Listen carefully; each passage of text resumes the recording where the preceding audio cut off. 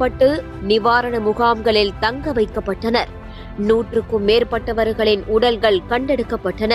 ஒரு சிலர் உயிரோடு மீட்கப்பட்டனர். இவ்வாறாக பணி செய்த ராணுவம் தங்களது பணியை முடித்துக் கொண்டு இன்று விடை பெற்றுள்ளது. அவர்களுக்கு தேசிய கீதம் முழங்க கைத்தட்டி கண்ணீரோடு விடை கொடுத்துள்ளனர் கேரள மக்கள். இது தொடர்பாக நெகிழ்ச்சி தெரிவித்த கேரள அமைச்சர் முகமது ரியாஸ், இத்தனை நாளா உடம்பும் மனசுமா எங்களோடவே இருந்த ஆர்மி ஆபீசர்ஸ் எங்களை விட்டு போறது வருத்தமா இருக்கு. ஆனா அவங்க தங்களுடைய வேலையை செவ்வனே செஞ்சு முடிச்சிருக்காங்க. இங்க வந்ததுக்கு அப்புறம் ஒரு உயிர் கூட போகாம பார்த்துக்கிட்டாங்க.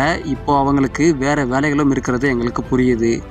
இத்தனை உழைப்புகளுக்கும் நாங்க எங்களோட நன்றியை தெரிவிச்சுக்கிறோம் என்று கூறியுள்ளார். இன்னும் காணாமல் போனவர்கள் சிலரை கண்டுபிடிக்காத நிலையில் 12 பேர் கொண்ட ராணுவ குழு கேரள போலீசாருடன் பணியை தொடர்கின்றனர்.